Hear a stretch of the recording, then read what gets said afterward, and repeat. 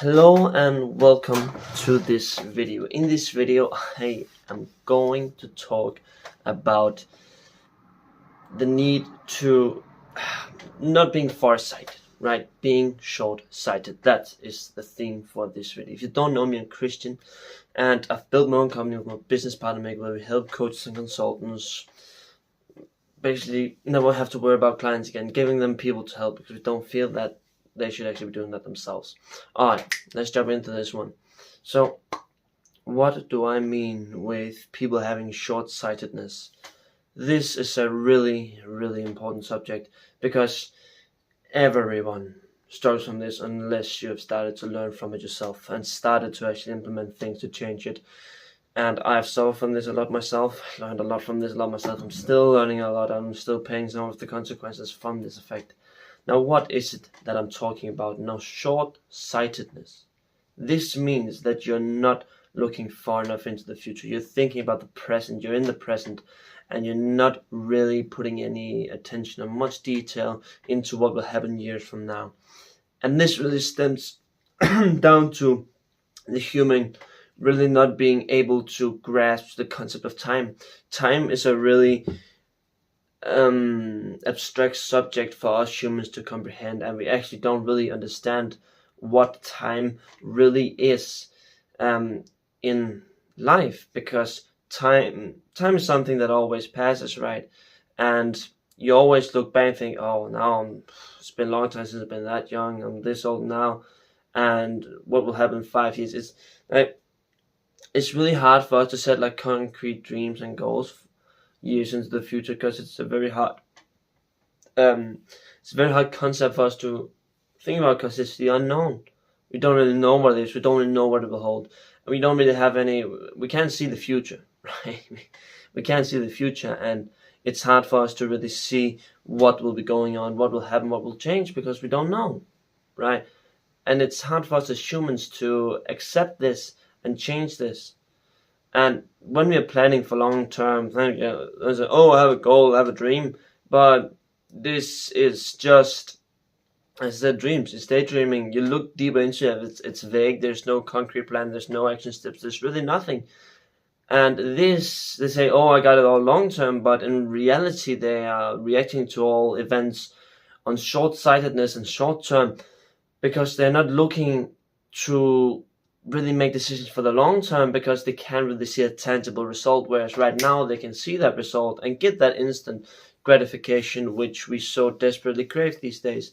And this also means that, especially nowadays and age with social media and everything just happening so fast, like everything just moving extremely fast, we as people, our attention span has also gone down, because we are more expectant to get results faster.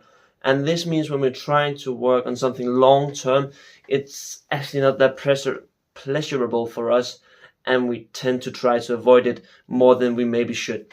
Now, this means that we fall behind in a lot of categories, and we don't really get what it is that we actually want to out of our goals. And we look back 5 years, if I had just done this. And the strange thing is, right, you probably know right now what would be most sensible for you to do now, and you're not really doing it because it's a long-term thing, and will relieve you from some, or will make sure that you won't get some instantaneous gratification, because you're spending more resources into the future thing.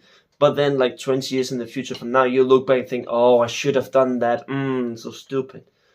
But the fact is that it's really hard for us humans to see it on a scale, or to actually picture what it will look like years from now. And it's so fluffy.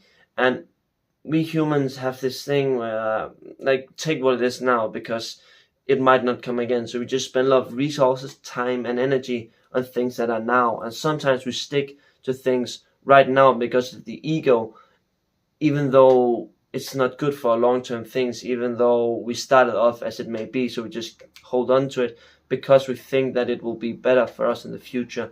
But we just lose sight of it because of our ego, and because we're not constantly contrasting it to our long-term goal, which is a problem for the human or for you in general, if you want to go anywhere in life. Because if you really want to go a long way, you need to make a lot of long-term decisions to make sure that you're getting there in the end.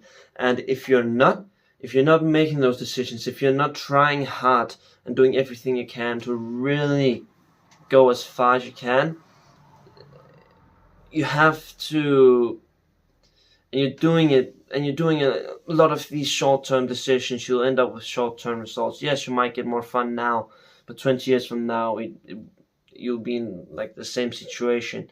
And the fun thing about that is, even if you did the right things now and lived a better life in the future, you would still desire more at that level, because that will feel like the norm to you, and you would like more, right? That's kind of the irony of it. That even though if you make the smart decisions now and become richer, healthier, better in the future, let's say you live a normal life right now, you're living pretty okay, you can buy some okay food, you don't really have the car that you want, maybe not the house that you want, and not going out to eat all the time, but you're actually pretty well, right? Here you are. And let's just say you made a really great decision to put you in more health. You get a nice car, nicer house, can eat a bit better, but essentially you still want more. The feeling of getting more than you have still is what you want, and the things start to become normal, and they're not really giving you any different feelings or chemicals in your brain to stimulate other effects than when you're past without having all those things. And I found this thing really interesting because if we get to the next stage, as talked about in my last video, where the grass is always greener on the other side and we always expect more, meaning that even though we reach a new stage in life, from that point on we still want to reach a new stage, and then we reach that and we want to reach a new and a new and a new. This means that we're constantly improving, constantly getting better, but we don't really feel it because we're always striving for more, always get disappointed what we really have and a desire to achieve more than what we have, even though you've achieved more now than you had 20 years ago, but you can't really put it in relation to each other because of the time factor. And it's a really important thing to understand. Now, for you, if you want to have more long-sightedness and want to look more into the future and really make better decisions for yourself, you gotta find a concrete destination that you want to go to. Find a solid goal. Where do you want to go? Now, once you find this goal, start making action plans. Solid decisions, solid actions, solid things along the way that you know you need to get done, and then start suddenly reverse engineer it, right? Work it from behind. We think, what do I need to go to achieve this? What do I need to do to achieve these things? And what do I need to do to achieve these things? Suddenly you'll have a fucking task list of all the things that you need to get done, and once you say, okay, wait, I gotta do what stands here, and boom, I'm gonna get my goal. Now, of course, it isn't as easy as this, but essentially this is how it works. And a lot of people see time as an enemy, right? I did this as well myself. I'm still overcoming this myself. But we associate time with death and aging, and we don't really want that, so we get pretty scarce in the way that we think about time, whereas time is actually one of the greatest teachers and effects that you can have. And thinking more about the present and where you are now will actually make time go faster and less fulfilled than if you're using it farsighted and working for it in the future. Just a little input here. But to bring it back, right? Really think about where you want to go, right? The concrete goal. Where do you want to go? 100K a month, Lamborghini, house on the beach, house in Miami, Beverly Hills, whatever it is. Draw that down, whatever that looks like for you. And just start finding, what do I need to do to get there? Can I get here in my current job? Do I need to change that? Do I need to have a side income? Do I need to make a business? What do you have to do to get to the next stage, right? You gotta look at these things.